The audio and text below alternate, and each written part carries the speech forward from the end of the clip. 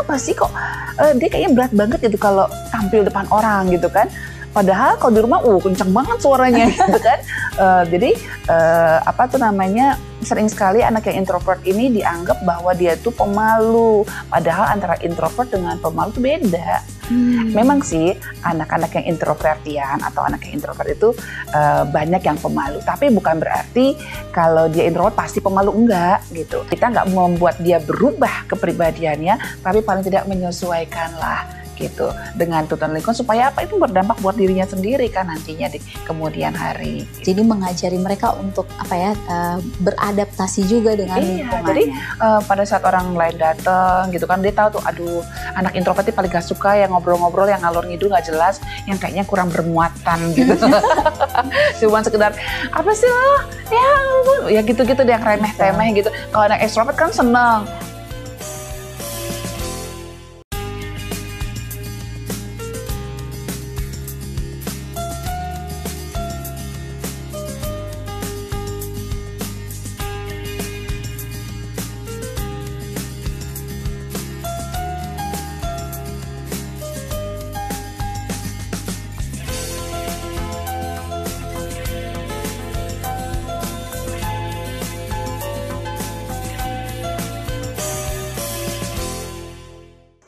Shalom pemirsa Hope Channel dimanapun Anda berada, kita bertemu kembali dalam program Love Your Child. Satu program yang mengajak kita untuk mendidik dan mengasihi anak-anak menjadikan generasi yang lebih baik. Tidak bosannya kami dari segenap kru Hope Channel dan juga Love Your Child mengajak Anda untuk terus mencintai dan mendidik anak-anak, khususnya di masa seperti ini. Nah, kalau topik kita kali ini membahas mengenai introvert. Lebih tepatnya bagaimana remaja introvert dan bagaimana kita menolong mereka. Ini satu hal yang sangat menarik mengenai introvert. Apakah remaja introvert ini perlu ditolong? Atau bagaimanakah cara kita sebagai orang tua untuk memahami remaja introvert? Kita akan membahasnya bersama dengan narasumber yang telah hadir. Beliau merupakan seorang psikolog dan juga praktisi pendidikan, yaitu Ibu Helena Valentina Saragi. Shalom Ibu Helena. Shalom Eva. Apa kabar Ibu Helena? Luar biasa. Luar biasa nih. Ini topiknya menarik nih, karena menurut saya sendiri ya, kalau kita lagi baca artikel atau media sosial, ini cukup banyak dibahas, introvert, extrovert. Nah, tapi yang menjadi saya pertanyaan nih, langsung Bapak udah langsung nanya nih. Introvert, emang perlu banget ditolong? Apa sebegitu menyedihkannya remaja introvert ini, Bu Helena? Itulah yang saya rasakan ketika saya berhadapan dengan para remaja yang memang ada dalam tipe kepribadian introvert ini. Karena mungkin saya perlu jelaskan juga ya Eva ya, bahwa sebenarnya bicara soal kepribadian baik banget teorinya ya. Nah, kalau yang bicara tentang intro dan ekstro itu berawal dari seorang psikolog yang saya rasa semua psikolog tahu lah, namanya Carl Gustav Jung dari Swiss tahun 1910. Udah lama banget ya. Oh, berarti udah lama ya. Udah lama. Jadi itu teori kuno sebenarnya, tapi memang sampai sekarang masih eksis ya? Masih eksis, dan ya memang kenyataannya seperti itu, bahwa ada orang-orang yang memang punya dorongan untuk charging dirinya atau mengumpulkan energi buat dirinya itu dengan cara ya bergaul, bicara, bercakap-cakap gitu ya, bertemu dengan banyak orang, dia kayak ngerasa langsung terisi deh tuh akinya, energinya ya. Sementara ada yang malah capek kalau disuruh ketemu orang gitu. Justru dia akan merasa bahwa dia bisa merecharge dirinya, dia merasa lebih segar ketika dia punya waktu untuk sendiri yang cukup gitu. Nah, itulah tipe yang introvert. Kalau yang extrovert justru maunya ketemu orang lain. Kalau sendirian dia akan tersiksa gitu. Duh, kok seperti orang udah di kuburan aja sih gitu. Nah, ini yang tadi jadi pertanyaan. Memang berarti banyak ya orang yang kategorinya introvert dan juga extrovert. Sebelum kita masuk kayak tadi saya bilang, seberapa menyedihkannya sih remaja introvert sampai perlu dibantu? Apa memang nih extrovert atau introvert ini adalah satu keturunan, Bu Helena? Iya, sampai sejauh ini sih memang dari hasil penelitian bahwa itu memang ada hubungannya dengan gen. Oke. Kalau ada introvert ya di atasnya sana pasti ada tuh introvert, entah mamanya, entah papanya, atau kakeknya, atau neneknya gitu ya. Tapi memang penelitian berikutnya juga menunjukkan bahwa memang respon otaknya berbeda antara yang introvert dengan extrovert. Jadi kalau introvert itu Sebenarnya dia nggak usah dikasih stimulasi rangsangan-rangsangan dari luar, dia udah bisa ini kok, udah bisa stabil kok dopaminnya. Artinya hormon bahagia itu udah belajar ya. Iya, benar. Hormon Kita udah bahagia pernah ya. bahas mengenai Iya. hormon bahagia. Jadi dia udah cukup, dia udah nyaman, nggak usah distimulasi lagi, nggak usah diteriakin hore hore, nggak usah gitu. Dia udah sudah nyaman gitu. Oke. Tapi kalau yang ekstrovert emang butuh tuh, karena memang apa namanya kemampuan dia untuk menghasilkan dopamin itu perlu bantuan kadang-kadang ya. Jadi dia nggak cukup hanya dengan sendiri. Justru kalau sendiri dia merasa kurang bahagia gitu. Dia perlu disimulasi dengan percakapan, penerimaan dan juga Keramaian pergaulan, ya. dia Wah. keramaian. Nah, dia bahagia banget berada di tengah keramaian gitu. Nah, kalau misalnya orang introvert itu nih Bu Helena tadi bilang, dia sendiri aja nih udah cukup bahagia. Kenapa remaja introvert nih perlu dibantu Bu Karena Helena? sering disalah mengerti. Oke, ini ya, gimana nih maksudnya? oleh para orang tua, para guru-guru, baik yang di gereja juga gitu ya. Jadi kalau anak yang diam dianggap, ini anak nih kayaknya nih kurang kasih sayang. Ya kan gitu. Iya, iya. Terus mamanya juga ketika anaknya nggak mau maju ke depan, jujur saya juga pernah lo ngalamin kayak gitu ya. Jadi waktu dulu belum terlalu dalam mempelajari tentang psikologi gitu ya, saya ngerasa bahwa anak saya kenapa sih kok suka menyendiri, kenapa sih dia nggak mau maju, kenapa sih kok dia kayaknya berat banget gitu kalau tampil depan orang gitu kan. Padahal kalau di rumah, kenceng banget suaranya gitu kan. Jadi sering sekali anak yang introvert ini dianggap bahwa dia tuh pemalu. Padahal antara introvert dengan pemalu itu beda. Memang sih anak-anak yang introvertian atau anak yang introvert itu banyak yang pemalu. Tapi bukan berarti kalau dia introvert pasti pemalu, enggak gitu. Kalau pemalu itu sebenarnya karena dia ada rasa takut untuk mendapatkan judging dari orang lain. Aduh, ntar saya dihakimi nih, ntar saya dinilai apa nih. Kalau introvert enggak, emang dia gak nyaman aja gitu. Saya udah bahagia gini, kenapa sih saya harus suruh nyanyi LOV gitu, kenapa sih? Kenapa sih saya harus disuruh bergerak depan orang banyak, kenapa gitu? Saya nggak butuh kayak beginian gitu. Dan yang ini yang perlu dimengerti oleh kita sebagai orang tua, bahwa ternyata Anda anak remaja introvert nih, yang memang harus kita bantu, dalam kata lain perlu kita mengerti kenapa dan bagaimana, apa sih itu introvert, apakah itu berbahaya, apakah anak introvert itu memang akan menjadi pembawa malapetaka. Nah ini dia mungkin karena mungkin yang difikirkan oleh orang tua, orang tuanya ini mereka ekstrovert nih, heboh atau segala macam. Tapi kenapa anak saya jadi introvert atau segala macam? Nah ini yang perlu dibahas ya Ibu Helena. Betul sekali. Nah kita akan membahasnya bagaimana caranya supaya orang tua mengerti dan membantu anak-anak remaja introvert. Tetaplah bersama kami di Love Your Child.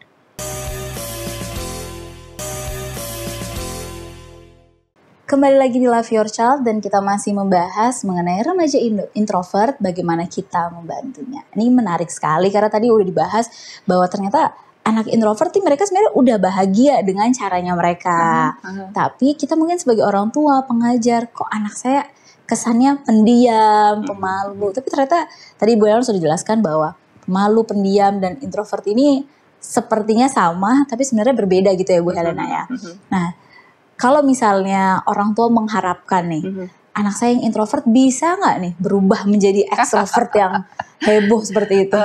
Sekarang saya mau tanya lagi sama mamanya, kenapa harus dirubah? Ya kan, bukankah Tuhan menciptakan manusia itu untuk saling melengkapi? Betul. Bayangin deh kalau satu rumah ekstrovert semua, semua mau ngomong ya, wah gitu kan, nggak ada yang mendengarkan gitu. Sedangkan suami dan istri aja sebetulnya sih yang paling ideal kalau misalnya salah satu ekstrovert, satu lagi introvert. Atau enggak, oke lah sama-sama introvert tapi agak-agak ekstrovert gitu.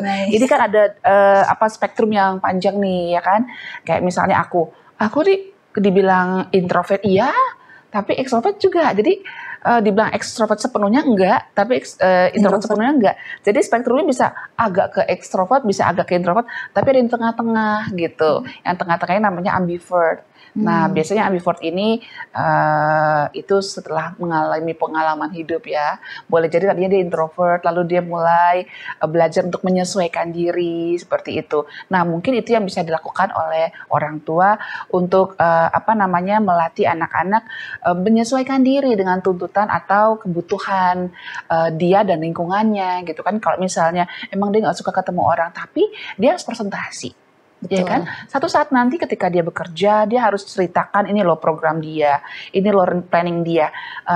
Itu harus dijelaskan pada orang lain, orang banyak. Nah kan harus belajar juga berbicara. Bukan berarti kamu harus menjadi ekstrovert, nak. Tapi menurut kamu butuh nggak kira-kira kalau kamu buah pikirannya bisa diterima orang lain? Kan perlu belajar menjelaskan. Jadi bukan berarti kalau introvert nggak akan bisa bicara, bisa. Maksudnya bukan berarti dia tidak akan punya keterampilan untuk public speaking, nggak juga. Bisa dipelajari semua, nak, gitu. Jadi tidak usah membuat dia jadi merasa bersalah karena dia nggak suka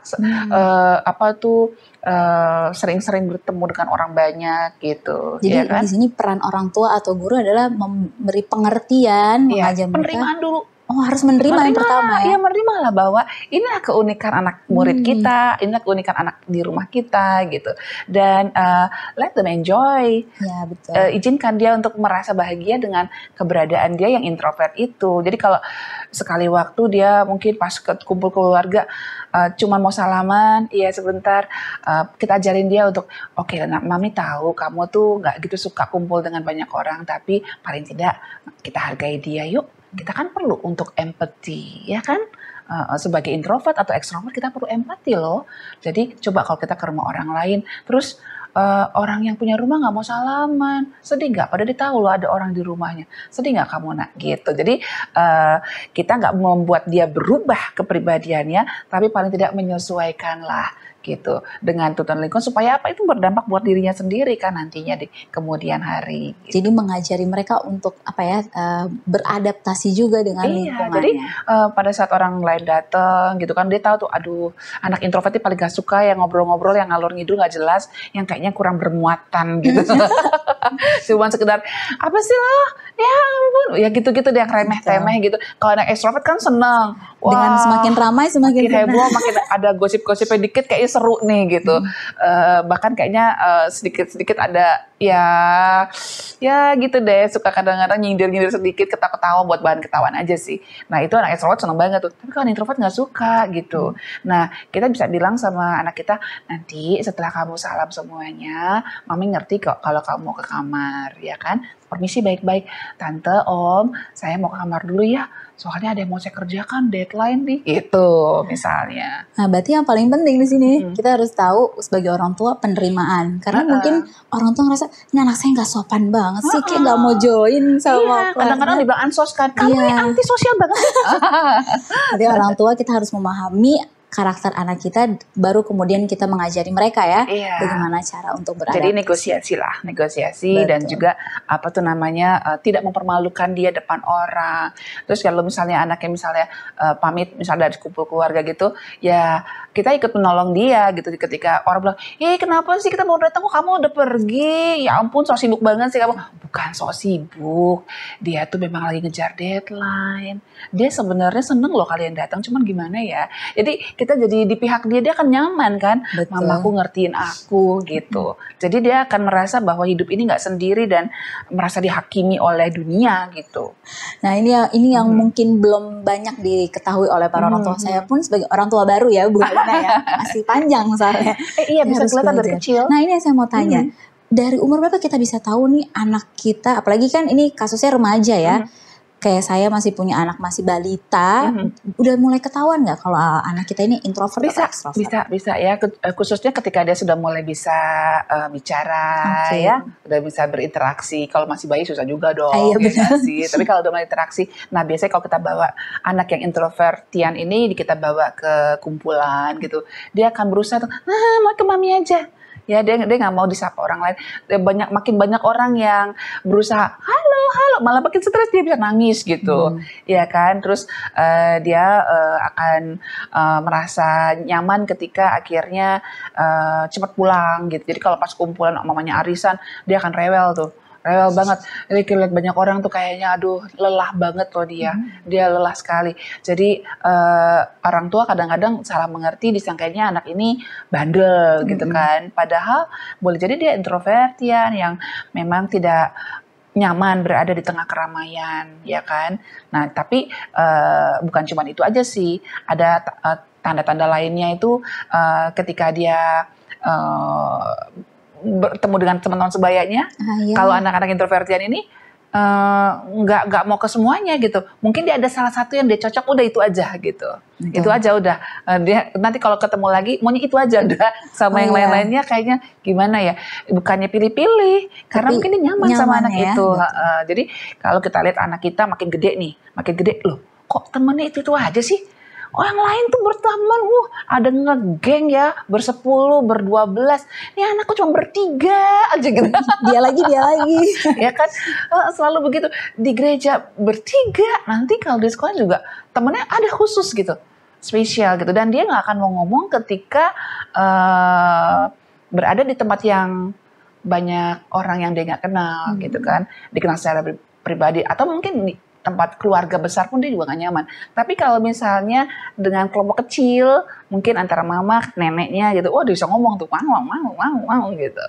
Dan itu aku banget tuh. Iya, aku juga jadi kayak belajar, oh iya saya berarti harus mulai tahu nih, jangan sampai nanti anak saya ada kelainan kali ya atau apa. Dan ternyata mereka anak-anak yang introvertian ini kalau dipaksa untuk melakukan kegiatan beramai-ramai, contohnya disuruh ekskul bola, ya kan? Mungkin maksudnya baik ya.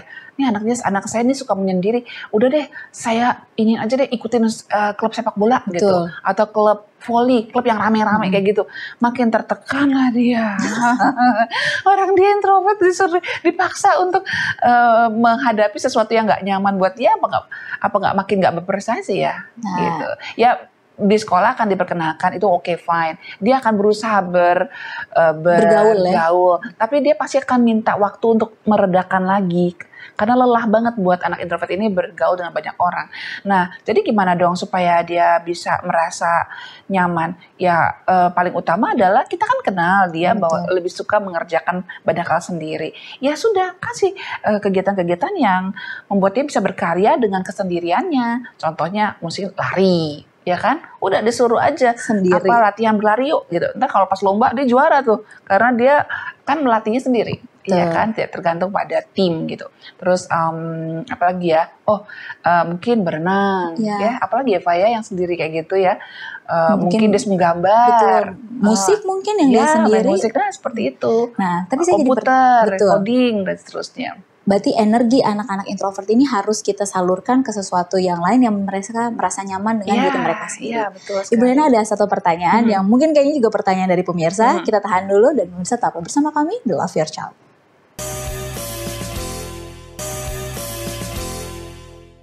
Kembali lagi di Love Your Child dan kita masih membahas remaja introvert, bagaimana kita membantunya. Tadi di segmen-segmen sebelumnya nih udah sangat dijelaskan dengan detail nih bahwa ternyata kita sebagai orang tua harus mengerti dan ini juga bisa dideteksi secara dini dengan tahu tahap ciri-cirinya ya Bu Helena ya. Nah tadi saya mau bilang pertanyaannya, mungkinkah kalau anak introvert ini di rumah introvert, di luar tuh ekstrovert, atau mungkin sebaliknya di rumah ekstrovert, di luar introvert. Mungkinkah seperti ini Bu Helena? Maksudnya di rumah tuh menyendiri, nggak mau ngomong. Iya, nggak mau ngomong. Ya kan, tapi pas di luar kok heboh. Iya, kok heboh, kok sama temen-temennya. Perlu sedikit juga di luar sama siapa, gitu kan? Apakah pada semua orang dia pandai membuka pembicaraan? Karena kan anak-anak introvert tuh biasanya tuh butuh me time-nya banyak, ya kan? Terus dia untuk memulai pembicaraan tuh sulit banget ya buat mereka, maunya dipancing gitu kan. Terus ketiga itu biasanya kalau berada di lingkungan yang lingkungan yang kecil dan dia benar-benar kenal, udah punya hubungan yang baik lah selama ini, dia akan nyaman di situ. Tapi kalau suasana baru, teman baru, nah dia sulit untuk merasa nyaman gitu ya. Nah, boleh jadi kalau dia di rumah kesannya kayak introvert, dia kok masuk kamar melulu, males ngomong. Gila di luar rame, boleh jadi waktu di luar karena tuntutan, ya kan? Karena dia punya teman namanya anak muda, anak remaja ini kan peer group itu is the power ya. Itu benar-benar butuh penerimaan dan juga pengakuan dari teman-teman sebayanya. Dan itu butuh energi buat introvert. Nah, di rumah dia istirahat deh tuh. Di rumah saatnya me time. Ntar dulu deh, udah capek nih tadi aku gitu. Tapi kalau orang ekstrovert di luar heboh, di rumah juga bisa heboh, iya kan? Dan yang kedua boleh jadi juga mungkin di luar dia hanya maksudnya bisa ngomong banyak sama teman-teman gengnya yang cuma 3-2 orang itu. Nah, kesannya kok dia kompak ya. Nah, sampai di rumah mungkin ya nggak cocok ngobrol sama mama papanya. Karena mama papanya mungkin banyak menuntut, banyak menjudge dia gitu kan. Siapa yang nyaman sih? Benar. Iya kan? Sekali lagi anak-anak introvert ini butuh sekali dimengerti bahwa dia memang tidak bisa untuk dipaksa-paksa berbicara pada saat dia pengen diem gitu. Ya kan? Semakin dia dipaksa, dia semakin marah, semakin capek gitu ya. Apalagi sering disindir, sering dibanding-bandingkan. Wah, kamu tuh kakak kamu dong, gaul. Sama mama juga baik, kayak kamu diem dulu gitu. Makin capek. Makin udah istirahat aja deh di rumah, mendingan me time. Nah, dan ini yang mungkin perlu kita sebagai orang tua mengerti kembali bahwa ternyata anak introvert mereka tidak separah atau dan memang menyedihkan yang kita bayangkan. Dunia ini butuh orang-orang introvert loh. Ada penelitian sekitar 40 sampai 40%-an dunia ini isinya adalah orang introvert gitu. Nah, kalau begitu Bu Helena, ini supaya membuka juga nih wawasan kepada orang tua, siapa sih tokoh introvert nih? Iya. Tokoh dunia introvert. Yang pasti para penemu introvert lah. Ya dia kan bisa menyendiri, memikirkan, menganalisa, itu perlu waktu loh. Coba kalau udah digangguin dengan teman-temannya, ya kan? Ya boleh juga sih dia kerjasama ya, tapi paling tidak kan sebagai tokoh, sebagai penemu dia kan harus berpikir duluan kan, berapa langkah lebih maju. Teman-temannya mungkin membantu saja gitu kan untuk meneruskan penelitiannya. Yang pasti aku melihat catatan tuh yang penemu, yang pendiri FB, Mark Zuckerberg itu juga introvert. Bill Gates, Einstein udah jelas. Einstein udah jelas. Jelas ya, kalau di Alkitab tuh mungkin salah satunya adalah Nabi Nathan. Oh ya, Nabi Nathan. Ya, Nabi Nathan, bayangkanlah di Alkitab mungkin kita bisa baca di buku 1 Samuel ya, bagaimana dia dia harus melawan ketakutannya. Kalau dia ekstrovert kan cuek aja, langsung datengin aja. Tapi dia kan, Tuhan tolong dong saya gimana cara ngomong sama Daud ini. Dia ada rasa ketakutan dan ya saya pikir dia punya pergumulan bersama Roh Kudus untuk menguatkan diri untuk bisa bicara sesuatu yang nggak enak kepada siapa tuh Raja Daud. Dan saya pikir itu perlu waktu untuk menyendiri tuh, karena coba kalau di ngomong rame-rame apa nggak malah. Benar. Saya jadi ingat tokoh Musa juga ya.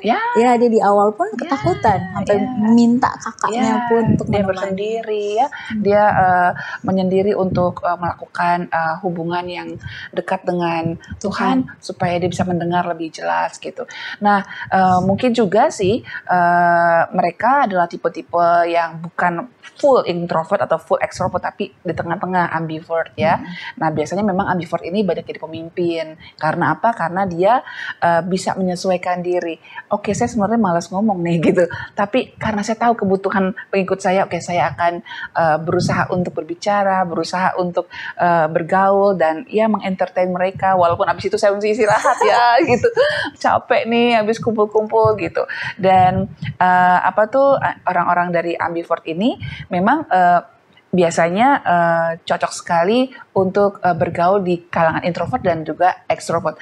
Nah, ada juga penelitian dari Harvard ya, Harvard Business School menemukan bahwa ternyata pemimpin kelompok atau perusahaan yang timnya tuh terdiri dari orang-orang yang proaktif, yang suka ngomong gitu. Nah, ini yang berhasil kalau dipimpin oleh introvertian. Wow. Tapi kalau misalnya pengikutnya atau timnya itu orang-orang yang introvert atau introvertian, pemimpinnya bagusnya extrovert. Supaya dia, bangun gitu kan. Jadi memang itulah tujuan adanya introvert dan extrovert di dunia ini. Iya, yang pasti kalau kita punya anak introvert, pertama adalah terima dulu dia. Terima dia dan yakinlah bahwa apapun tipe kepribadian anak kita, dua-duanya akan berguna dan berharga di mata Tuhan gitu kan. Dia juga dibutuhkan oleh dunia ini gitu. Dan yang ketiga, kalau kita punya anak introvert, kita harus ingat kita perlu jadi sahabat dia yang paling mengerti dia. Supaya apa? Supaya dia akan sangat nyaman berada di rumah. Ya kan, mau kok orang kabur terus. Jangan dong Bu Helena. Iya kan? Iya. Dan terus anak-anak introvert ini juga sebetulnya adalah orang-orang yang lebih suka mendengar. Jadi lebih pandai menganalisa karena kan dia lebih tekun. Jadi pendengar yang baik gitu. Ya kan, bersyukurlah punya anak yang introvert gitu. Wah, ini luar biasa satu pelajaran bagi kita semua, para orang tua, guru, pengajar, atau siapapun yang saat ini sedang menggeluti dunia bersama dengan anak-anak, bahwa introvert atau extrovert itu semua adalah kepribadian yang kita harus syukuri. Betul begitu Bu Helena? Yeah. Dan cara kita membantu orang introvert adalah kita menerima mereka dan mendengar mereka. Betul. Dan yang paling utama, apapun tipe kepribadiannya, intro, atau ekstro atau ambivert sekalipun, pelajaran paling utama adalah kita perlu mengajarkan dia keterampilan sosial, Eva. Iya, benar. Ya, yang pertama dia harus mengerti dirinya sendiri, mengerti apa sih yang sedang saya alami saat ini, ya, kemampuan dia untuk mengerti emosinya dia saat ini itu bagus banget. Yang kedua, oh saya lagi marah misalnya, emosi saya dengan marah. Oke, kamu harus belajar untuk mengendalikan ya sayang, gitu. Terus yang ketiga, ya kemampuan dia juga selain mengelola perasaannya, mengelola emosinya, dia juga harus belajar untuk empati sama orang lain. Oke, memang saya butuh sendiri, tapi di depan kita ada orang yang butuh perhatian kita. Oke, kita harus belajar untuk memahami dia gitu. Karena bayangkanlah, saya pengen sendiri nih, saya lagi malas ngomong, tapi ada mama kita loh yang sedang nangis, masa kita diemin sih? Nah, kita belajar untuk empati sama orang lain supaya apa? Ya apa yang kita tabur kan kita tuai. Jadi kita harus mengajarkan anak-anak kita untuk belajar menyesuaikan diri dan memahami kebutuhan dari lingkungannya juga.